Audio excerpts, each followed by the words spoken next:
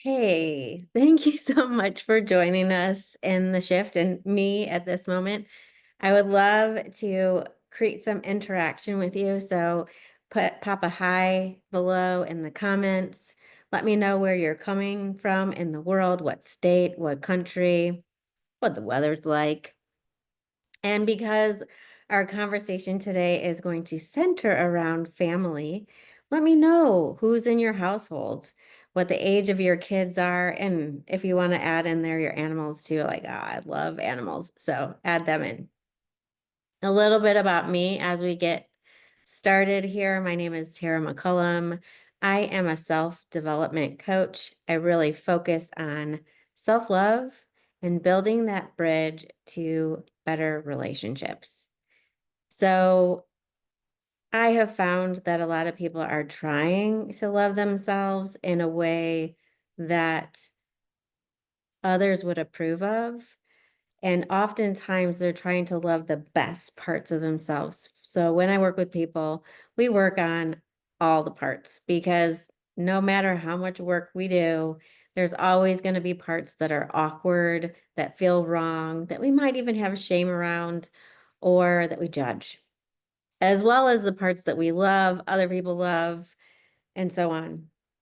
But it's also about embracing the parts of us that we came into this body and being in the spirit to be in this lifetime, instead of trying to fix those in order to make others happy. Because I don't know about you, but when I try to fix something that really isn't broken inside of me to make others happy, it might happen for a short period of time, but long term, they're not happy. So living authentically you is it's an art.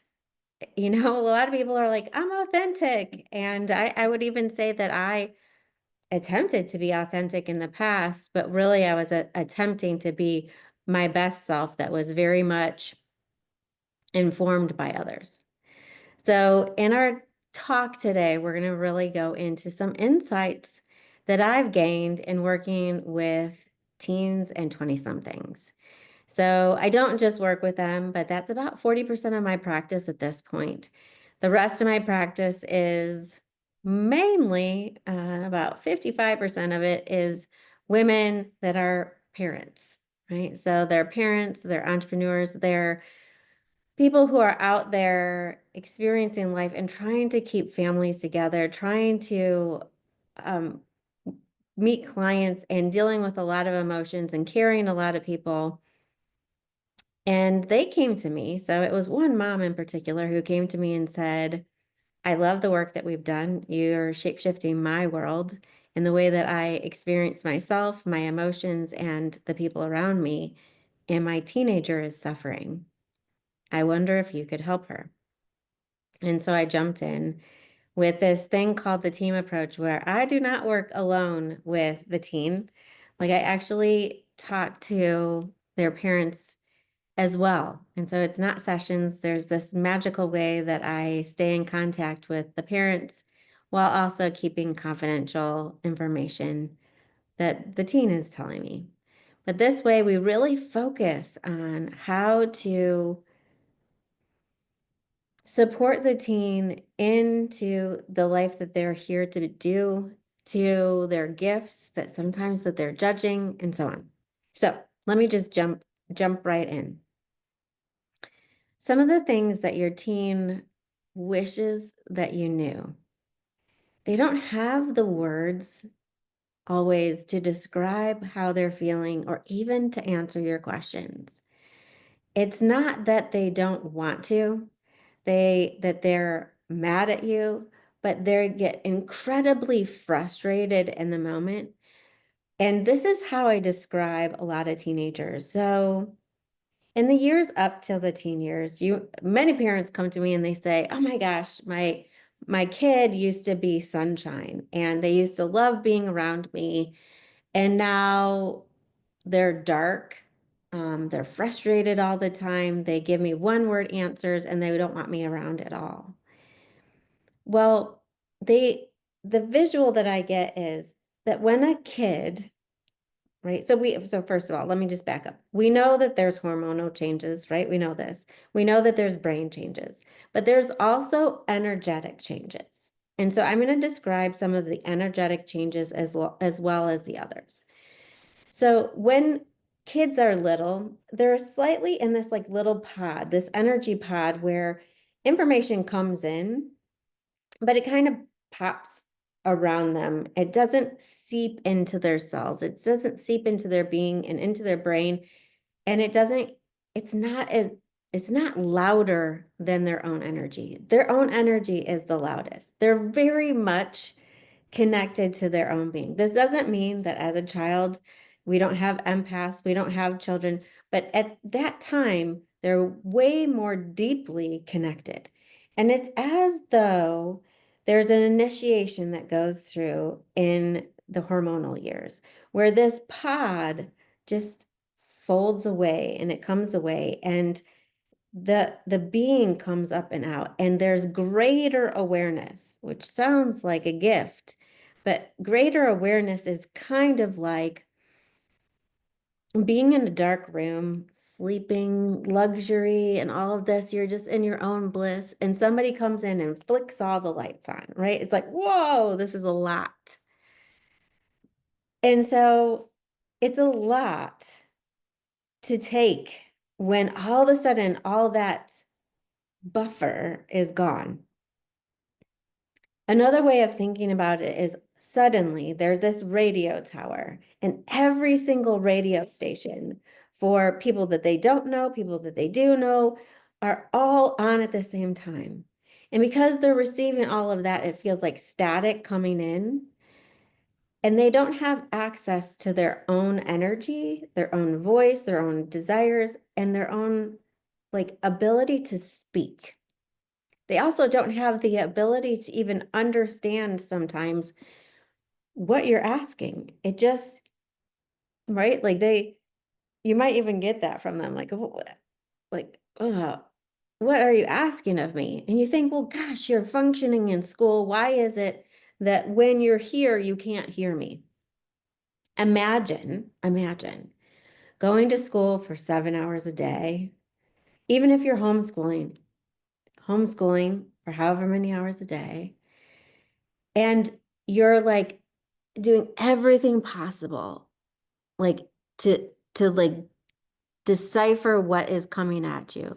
You're listening, you're concentrating, you're trying to keep yourself still. You're playing by all these rules, all the rules that you can possibly follow all day long. And then you finally get out of school, you shake it off, and you get home and you're asked to smile, or you're asked to like explain your day, and you're like, I don't even have words for the amount of stuff that came at me and experiences and emotions and interactions that I had. I don't have words for what they just need space. They need space. And what many of them don't know is they're trying to numb the sounds, but also there's a deep need to access themselves in the teenage years. Okay. So your teenagers want you to know they're not trying to be rude to you with their responses. Their brains are on fire half the time. Their bodies are tense with the fact that they had very little movement throughout the day.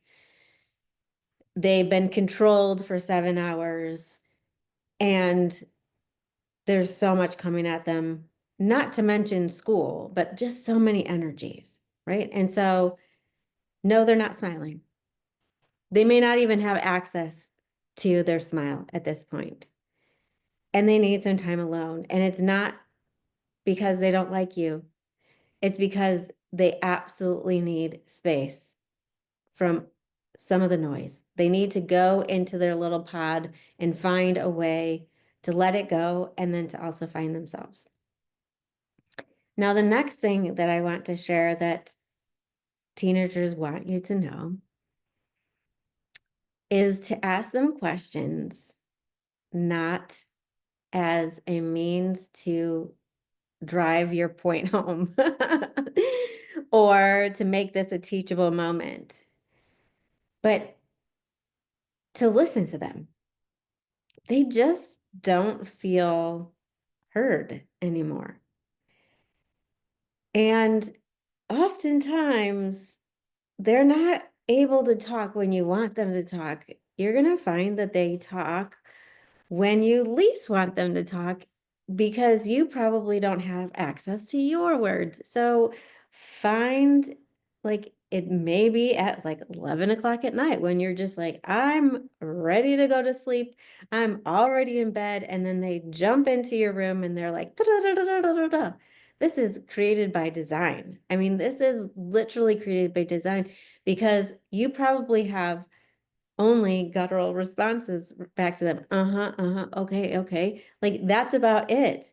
And they just get to talk and talk and talk. I'm going to tell you, as a coach that works with them and with parents a lot, one of the greatest gifts that you can be is a witness to their words without directing them, and then allowing them to be a witness to their own words without making them wrong, without making them right, without encouragement. And this isn't to say that you can't always, but way less. Like, so you can encourage. There are going to be times where you're going to need to come in and direct, but you're getting in the way of a lot of wow moments and proud moments by constantly stepping in and directing them. These are the years where they need to push you away in order to feel their own energy. These are the years where they need to hear their own insights. And sometimes their own insights come with the wrong insight first. I mean, haven't you as an adult even needed to do that? Like, rah, rah, rah, rah, rah, this is how I feel, this is what I think I'm gonna do. And you're like, wait, I don't want to do that. But you got it out and you got to witness your own words. And it's even more powerful when you're the one who redirects yourself. And you don't need to do that in front of someone. Like you could share it all and then go off in some other space and then go, oh my gosh, I'm going to do something different. And then you do something different. And you may or may not share it with your parent. But allowing your son or daughter to become proud of themselves and to really trust that they have what it takes to make strong decisions, to make wrong decisions, and to rally back. There is something really beautiful to making a decision that you're like, whoa, that, and I'm gonna course correct. Like, and that it's coming from yourself. And then this is also from me. If we get in the way of our teenagers trusting themselves, witnessing themselves, um, connecting to themselves, I'm not going to say regulating because it's not a regulation when we come home from like all this stuff and need time alone. Like that is a deep honoring of our own needs. It's not a regulation. It's like, I don't even have a word for it. But notice for yourself, like when you really show up for yourself in the way that you need, and sometimes that's space, right? There's a lusciousness to it that's deeply fulfilling. It like impacts and touches you. The impact has ripple effects for your own life. So I lost my train of thought.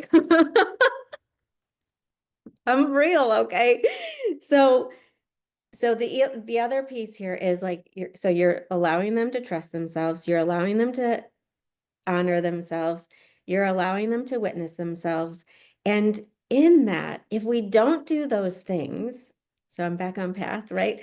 So if we don't do those things, what they will do is you will continue to direct them. They will think at a like cellular level, like not in their frontal cortex, but at a cellular like level, subconscious, unconscious, they will think that the way that they think and choose isn't right.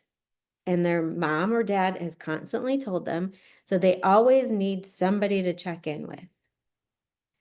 And eventually, you will be replaced with someone else. And do you trust that that someone else will love them and direct them as carefully as you? Isn't it better to let them test out their own wisdom, their own experiments, while they're in the safety of your space, while they're in the safety of you listening and witnessing them? So that's a powerful one to think about. Like, I would love to see what your comments are below on that, and what your thoughts are about listening from this standpoint, listening from the standpoint of truly allowing yourself to witness their words without direction, judgment, or anything, and then allowing them to witness their own energy, words, and choices, and then allowing them the space to stay with it or correct it. Like, and they may need longer space and time than what you would need as a witness watching, right? So the next piece that I want to talk about is what they want you to know for yourself. They see you. And this scared the shit out of me when I realized that my kids knew me at a level that maybe I didn't want them to know. So all those times that you say that you're fine and you're not, they feel you. They know the truth. All those ways that you're giving up your needs for them and the feelings that you have about it, they know it. All the ways that you are hurt by others, they see it all. And they're not speaking about it, but they see it. And I have heard over and over and over again, I hope, especially of the moms, I hope my mom takes care of herself. I hope that she knows how much we love her. I hope she knows that she doesn't have to be perfect. It's okay for her to hurt. It's okay for her to be frustrated. It's okay for her to not have the right advice. It's okay for her to apologize. And she's not going to fall from grace in our eyes. Just their hope, their plead is that anger, frustration, resentment, sadness, you take it and deal with it yourself, that you don't take it out on them. And that their choices and their emotions aren't made wrong, because they also know that they need to feel, and that constantly trying to be happy to make you happy isn't working for them. It feels like all the times that they're trying to be happy, happy is running far away. And so some of my teens are like, I find a way to put on a happy face and just make everybody happier around me. And then other ones just say, I can't do it. I don't know how to. And I'm falling deeper and deeper into depression and anxiety and panic attacks, because all the trying that I'm doing never seems to be enough. All they want me to be is this good kid who makes the right choices, who's happy all the time, and I don't know how to access it. So what if we all got really okay, really, really okay, not being perfect, that being vulnerable enough to say, hey, I made a mistake, and oh my God, I didn't want to say it that way, and it came across in a way that I could see had a ripple effect and affected you, and will you forgive me? Or, you know what? I'm just really down today and I don't have words to describe why I'm down. I just need some alone time. Or, you know what? I need to go out and have fun. So, you're a teenager. Can you cook for yourself tonight? I'm going to leave you, there's stuff in the fridge, but it's fun for yourself night because mama needs some fun too. whether you're mom or dad or a caregiver or a grandparent, it's okay for you to foster space, fun, connections, anything that you need that is beyond the family. Because our teens need to know that as they grow up, that becoming an adult doesn't mean they lose themselves for everyone else, that their needs no longer matter, and that being an adult is putting on a face and muscling through. They constantly are telling me, like, I need to know a way. I need to be shown, not told. I want to be shown a way to live a life that is emotional and that it's okay, that is giving, but also deeply self nurturing. And they need to see it because what adulting looks like is what many of them are like. How do I get off this ride? Where do I get off? Because being a teenager is tough enough, but that next part of my life just doesn't look great. I want the freedom. I want to get out on my own, but I don't want to do it the same way. And don't we want them not to do it the same way? Don't we want them to find what their bliss is?